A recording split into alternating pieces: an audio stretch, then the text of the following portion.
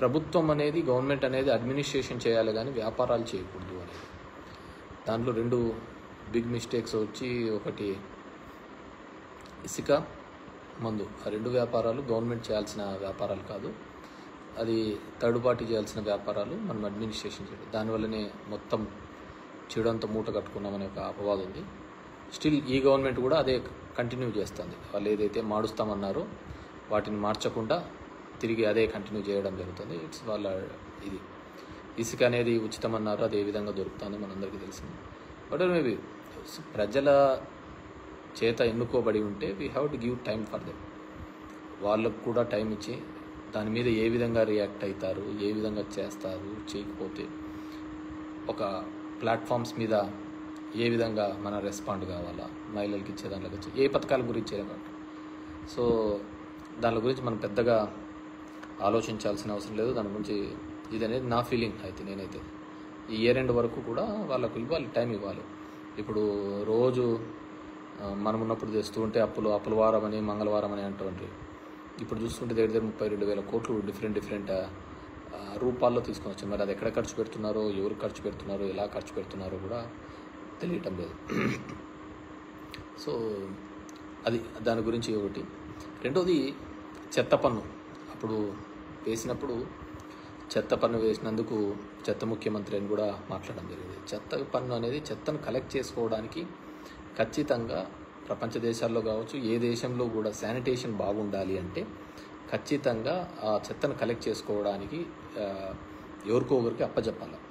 లేదంటే నువ్వు తీసుకొని పోయి డంప్ యార్డ్లో వేయలేము కదా, మనం అంతా చెత్త తీసుకొని పోయి.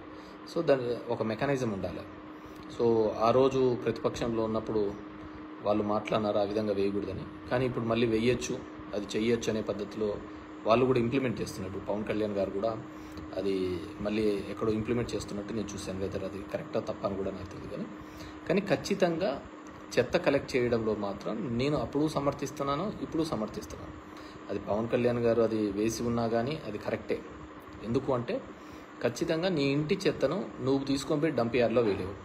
ఎవరో థర్డ్ పార్టీ తీసుకోవాలా, తీసుకొని పోయి అది తడి చెత్త పొడి చెత్తగా వేరు చేయాలా, దాన్ని సాగ్రిగేట్ చేసుకొని తీసుకోకపోతే దానివల్ల ఏదైనా ఉపయోగం ఉంటుంది.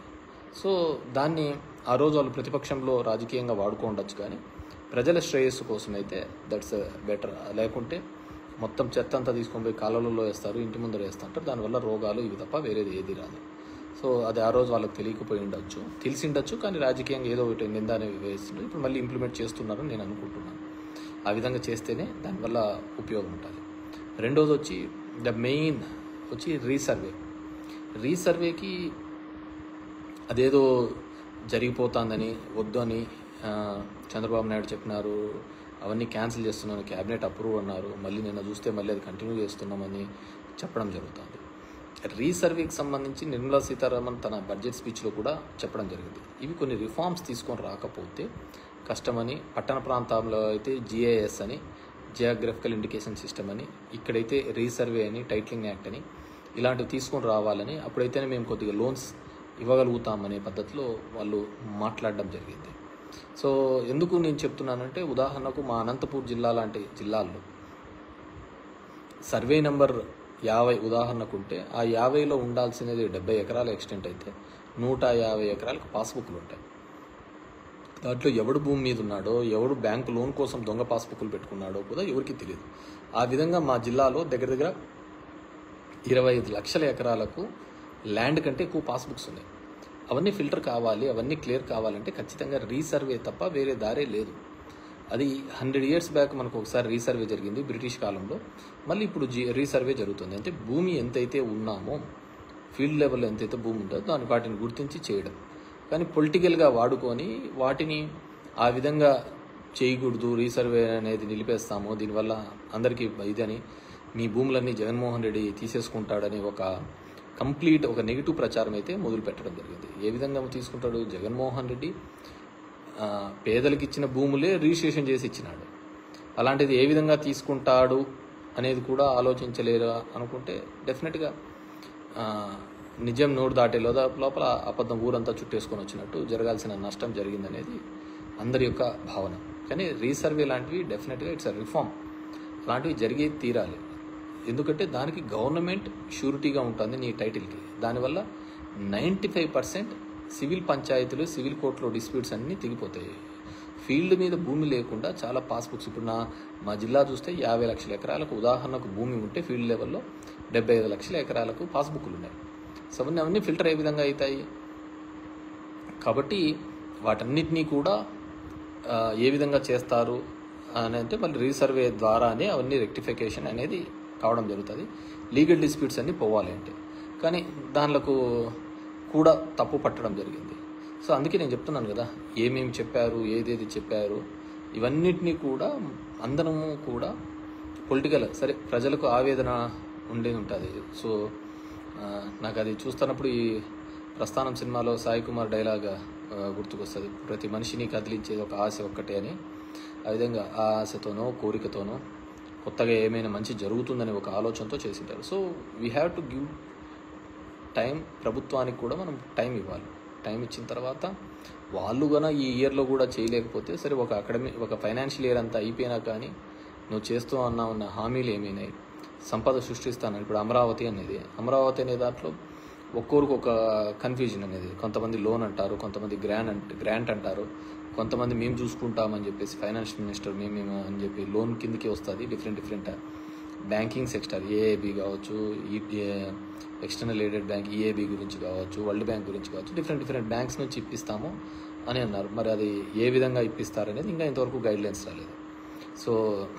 సో ఆ విధంగా ఉంది. దానిల మీద కూడా క్లారిటీ లేదనమాట. సో ఓవరాల్గా we have to give, because మనకు చేస్తామనేది ఎటువంటి ట్యాక్సేషన్ లేకుండా, కొత్తగా ట్యాక్సులు విధించకుండా, పెంచిన కరెంటు ఛార్జీలు తగ్గిస్తామని, పెరిగిన ఛార్జీలు తగ్గించి ఎటువంటి ట్యాక్సే లేకుండా సంపద సృష్టించి వాటి ద్వారా పథకాలు ఇస్తామని చెప్పేసి. సో మనం 2 నెలల్లోనే అద్భుతాలు జరుగుతాయనుకోవడం కూడా తప్పే, అద్భుతాలు చేస్తారనుకోవడం కూడా తప్పే. సో అది చంద్రబాబు నాయుడు గారు చేస్తారనేది ఇంకా పెద్ద తప్పవుతుంది. So we have to give time for them. And దాని లోపల కొన్ని చోట్ల ఈ గొడవలు కానీ ఇలాంటివి కానీ ఇట్స్ ఎ గుడ్ కల్చర్ కాదు అనేది మా భావన.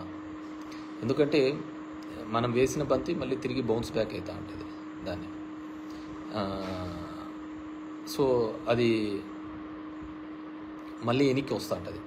సో అది చాలామంది మనల్ని ఎంకరేజ్ చేయొచ్చు, ఎంటర్టైన్ చేయొచ్చు, ఇలాంటివి చేయండి అని చెప్పేసి. మళ్ళీ అది రివర్స్ వచ్చినప్పుడు వాళ్ళు ఎవరు మనకు కనపడరు అనమాట.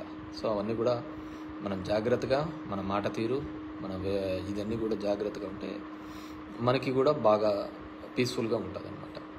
సో అంటే బేసిక్గా నేనేంటంటే మన వాళ్ళు వైసీపీ క్యాడరు వీళ్ళంతా చూడన్నా ఇట్లా చేసినాడు అని ఈ సోషల్ మీడియా ప్లాట్ఫామ్స్లో దీనిలో పెడుతుంటే, అదే మనం కొద్దిగా టైం ఇవ్వాలా, టైం ఇచ్చిన తర్వాత చూద్దాం వాళ్ళ సంగతి అని చెప్పేసి. అదేవిధంగా అమ్మఒడి తీసేసి తల్లికి వందనం అనేది ఇలాంటివన్నీ పెట్టడం ఇంకా ఇప్పుడు లేదు, నెక్స్ట్ ఇయర్ అంటున్నారు. చూద్దాం నెక్స్ట్ ఇయర్కి ఏ విధంగా చేస్తారు. బేసిక్గా నేను జగన్మోహన్ రెడ్డి ఇప్పుడు ప్రభుత్వంలో ఒక ఎమ్మెల్యేగా కావచ్చు అబ్జర్వ్ చేసినది ఏంటంటే, జగన్మోహన్ రెడ్డి గారు ఎక్కడా కానీ ఫ్రీబీస్ ఇవ్వలేదు. అందరూ ఏం చేస్తున్నారంటే ఉచితంగా పథకాలు పంచుతున్నాడు అనే ఒక తప్పుడు భావం తీసుకొని రాగలిగినారు. కానీ ఆయన ఎప్పుడూ కూడా ఉచితంగా పథకాలు ఏది ఇవ్వలేదు. అమ్మఒడి ఇచ్చినాడు అంటే స్కూల్లో పోయే డ్రాప్అవుట్స్ తగ్గినాయి, స్కూల్లో జాయిన్ అయ్యే వాళ్ళు పర్సంటేజ్ పెరగడం జరిగింది. నాడు నేడు చేసినారంటే ఒక గవర్నమెంట్ ఇన్స్టిట్యూట్ని డెవలప్ చేసే కార్యక్రమం చేసినాడు, ప్రైవేట్ ఇన్స్టిట్యూట్ని కాకుండా ఇది. సో అది అమ్మఒడికి అనేది ఉపయోగపడింది. విద్యా దీవెన, వసతి దీవెన అంటే హైయర్ ఎడ్యుకేషన్లో చదువుతున్న పిల్లలకు ఉపయోగపడింది. సో వాళ్ళందరికీ అర్థం కాలేదు హైయర్ ఎడ్యుకేషన్లో చదివే దానిలో ఆ డబ్బులంతా జగన్మోహన్ రెడ్డి ఫీజుల రూపం ద్వారా మన అమ్మద అకౌంట్లోకి వేస్తున్నాడు అనే విషయాన్ని గుర్తించలేకపోయి ఉండొచ్చు, ముఖ్యంగా దీనిలో యువతకు చూస్తే.